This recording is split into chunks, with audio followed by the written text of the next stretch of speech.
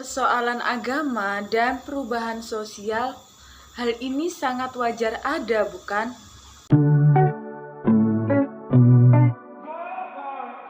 Adanya persoalan berbasis agama seperti halnya rasisme yang mana bisa menimbulkan diskriminasi.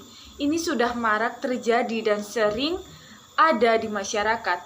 Padahal sudah diketahui bahwasanya perbuatan rasisme tentu tidak sesuai dengan fitrah manusia manapun. Hanya meremehkan, merendahkan, bahkan menghina orang lain hanya karena berbeda suku, berbeda warna kulit, berbeda bangsa atau negara, bahkan berbeda agama. Gak etis lah ya dikatakan, hanya karena berbeda akhirnya kita bisa terpecah. Sudah jelas, semua orang pada asalnya memiliki kedudukan yang sama dan memiliki hak-hak dasar kemanusiaan yang sama, yang mana tidak diperbolehkan untuk dibedakan. Satu diistimewakan dan yang satunya lagi dihinakan hanya karena alasan perbedaan suku, ras, agama. Sebenarnya kita memiliki banyak persamaan, akan tetapi kita tertutupi oleh ego yang mana menjadikan adanya perbedaan. Saya ambil contoh dalam hal ibadah berpuasa dalam agama Islam dan Protestan. Puasa menurut agama Islam dan Protestan pada dasarnya yaitu sama, yaitu menahan segala sesuatu yang dapat membatalkan puasa.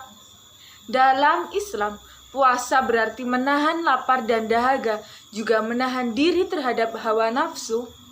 Begitu pula pada agama Protestan, ia menahan lapar dan dahaga, serta menahan hawa nafsu, yang mana bisa mendatangkan dosa. Menahan nafsu memakan daging. Persamaan tujuan puasa menurut Islam dan Protestan terletak pada hubungan seseorang dengan Tuhan. Jadi sudah jelaskan bahwa perbedaan itu sebenarnya ada, cuma hanya sedikit. Yang lebih banyak adalah persamaannya. Kenapa kok bisa dipermasalahkan hingga menjadikan diskriminasi ataupun rasisme? Dalam pandangan Islam sendiri terkait puasa sudah dijelaskan dalam Al-Quran, sebagaimana surat Al-Baqarah ayat 184 sampai 187. Dari ayat-ayat tersebut sudah sedikit dijelaskan bagaimana dimulainya puasa sampai salah satu larangan ketika berpuasa. Agama yang dijadikan ciri peran utama dalam kehidupan manusia dan dapat dikatakan sebagai satu kekuatan paling dahsyat mempengaruhi tindakan manusia. Hal ini menjadikan agama bisa dikatakan sebagai sebab musabab terjadinya suatu perubahan dalam masyarakat. Saya katakan di awal bahwa perubahan ini hal yang wajar ada, bukan? Nah, perubahan di sini mempunyai kaitan erat dengan misi pelurusan, perbaikan demi membangun umat yang lebih islami. Melakukan perubahan sosial tidak hanya berpangku tangan tanpa adanya usaha untuk melakukan perbaikan-perbaikan tersebut. Sebab Allah tidak akan mengubah keadaan apapun selama kita tidak mengubah keadaan itu sendiri. Sebagaimana firman Allah dalam Quran surat Ar-Rod ayat 11.